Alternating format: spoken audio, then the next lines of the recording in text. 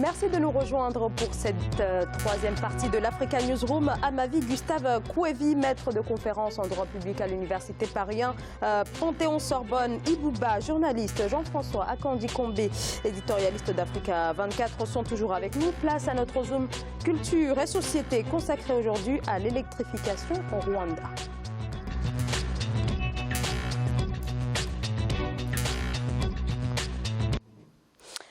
Et sur le plan de l'électrification, le gouvernement rwandais prévoit une couverture totale d'ici à 2024. Actuellement, moins de la moitié des Rwandais ont accès à l'électricité. Le projet est donc très ambitieux. Comment les autorités rwandaises comptent relever le défi? On fait le point dans ce reportage signé Fraterne Ndakia Sienga. Selon le programme du gouvernement sur les 7 prochaines années, toute la population rwandaise aura accès à l'électricité en 2024, de 40,7% actuellement selon le ministère rwandais des infrastructures. Pour y arriver, le gouvernement encourage depuis quelques années les investissements dans le secteur des énergies renouvelables, notamment le solaire. Ce qui nous rend unique en tant que pays, c'est que nous connaissons exactement notre direction. Nous sommes conscients que nous nous sommes donné une grande tâche d'atteindre 100% d'électrification nationale d'ici 2024 et que 50% seront couverts par les énergies hors réseau. C'est une grande opportunité pour les investisseurs et nous nous sommes arrangés en tant que gouvernement pour préparer les accords d'achat d'électricité et cela rend facile tout le processus de négociation pour l'investisseur. Les opérateurs privés représentent désormais 52% des projets de production et de transport d'électricité, selon le ministère des Infrastructures, avec plus de 70 sociétés opérant dans le solaire. Seulement, quelques obstacles font que seulement 4 sociétés soient les plus actives. Ce n'est pas le côté technique qui nous fait défaut. Le grand défi auquel on fait face est l'accès au financement pour pouvoir être efficace sur le marché. Investir dans le secteur de l'énergie demande assez de capital et c'est là qu'est notre problème. Par exemple, aucune banque ne peut débloquer $1 million sans garantie et les sociétés locales ne peuvent pas en trouver facilement. Même si le gouvernement affirme avoir diminué les taxes à l'importation des matériaux solaires à 25%, les acteurs privés dans ce secteur trouvent que ce taux est encore élevé et le considèrent comme l'un des défis majeurs d'investissement dans le secteur de l'énergie solaire.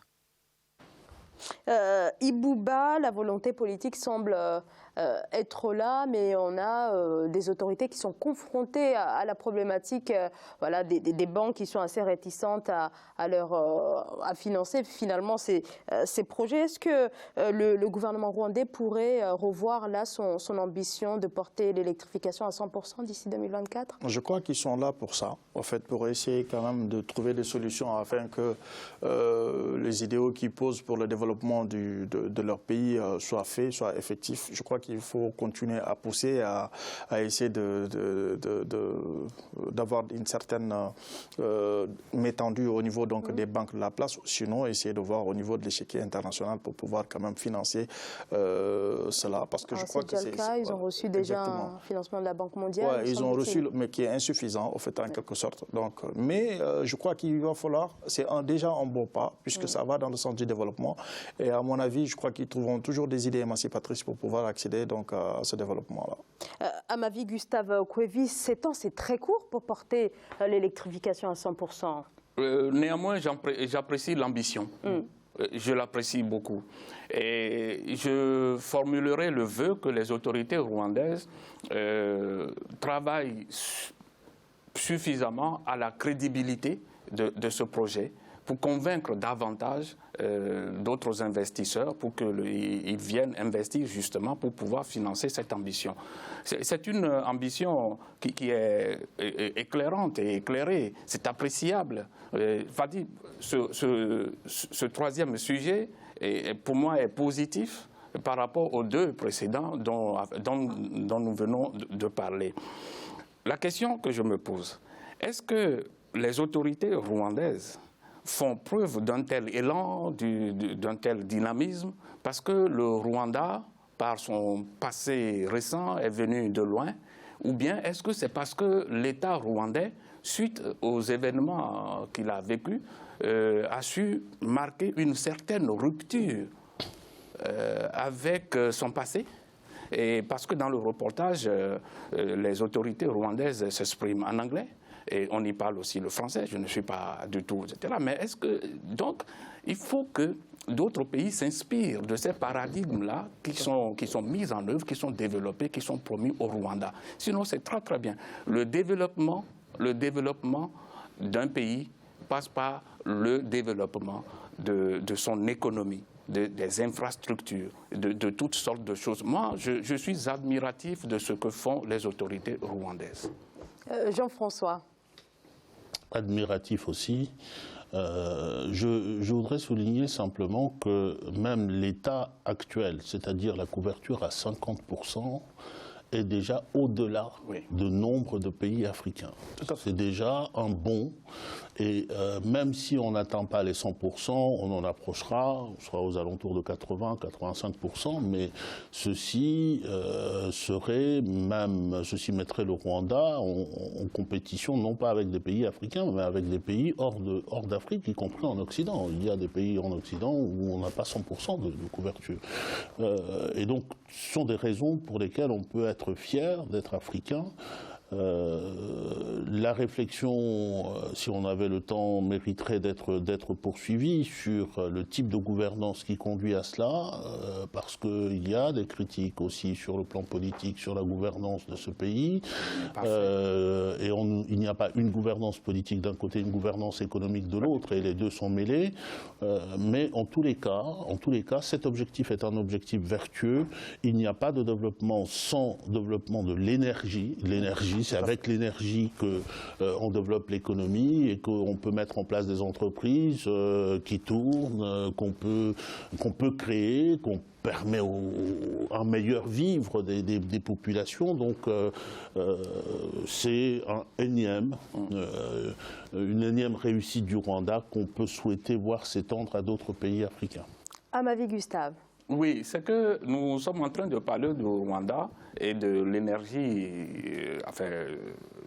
renouvelable que ce pays veut promouvoir. Il y a un pays qui a le vent en poupe dans ce domaine, c'est le Maroc. Effectivement. Le Maroc est très en avance dans ce domaine et les échos qui nous reviennent ou qui nous viennent du Maroc sont positifs.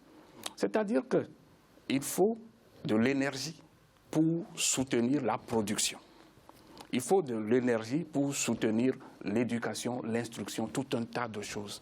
Donc, le pari de l'électrification, même s'il n'est pas atteint à 100%, même s'il n'est pas atteint à cette échéance-là, comme l'a dit Jean-François, si on en même à 70-75%, ça sera déjà un pas, ça sera déjà vraiment quelque chose. Il faut promouvoir ça.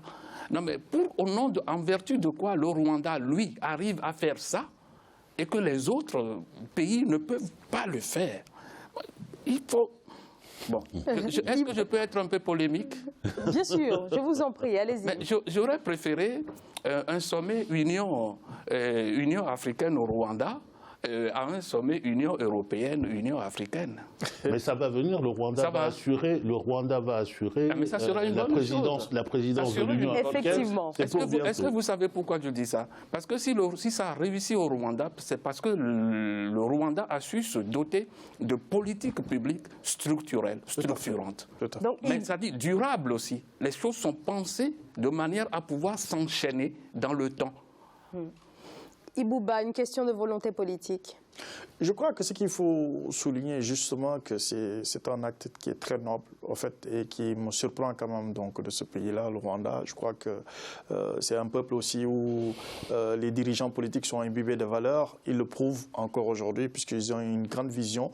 Parce qu'aujourd'hui dans le monde, on ne peut pas avancer dans le monde sans énergie. Et l'énergie, je crois, qui fait facteur de développement intense d'ailleurs. C'est l'une des facteurs, c'est l'une des choses les plus nécessaires en fait pour une société afin qu'elle puisse se développer. Parce que sans énergie, on ne peut rien faire, on ne peut pas parler de développement aujourd'hui. Donc c'est un acte salutaire et je crois qu'aujourd'hui, beaucoup de pays africains doivent prendre quand même l'exemple sur le Rwanda. Jean-François. Il y a un point dans ce que, je l'appelle, pour faire court, le modèle rwandais, en tout cas en matière d'électrification, sur lequel je voudrais mettre l'accent, qu'on ne retrouve pas beaucoup dans d'autres pays africains, c'est d'avoir fait le pari de maintenir une bonne place à la puissance publique. Il y a une part seulement des investissements qui sont des investissements privés. L'État va assumer sa part et l'État, notamment, si j'ai bien compris, au peu qui nous a été dit dans le reportage, notamment s'occupera des infrastructures. Je trouve que c'est une excellente chose parce qu'en Afrique, notamment par le biais du FMI, on est venu nous truander avec cette idée qu'il fallait libéraliser à outrance et tout libéraliser, alors que dans tous les pays, le facteur de développement, c'est l'État régulateur. S'il n'y a pas de régulateur, vous ne pouvez pas vous développer. Et donc, je voulais mettre l'accent sur cet élément-là.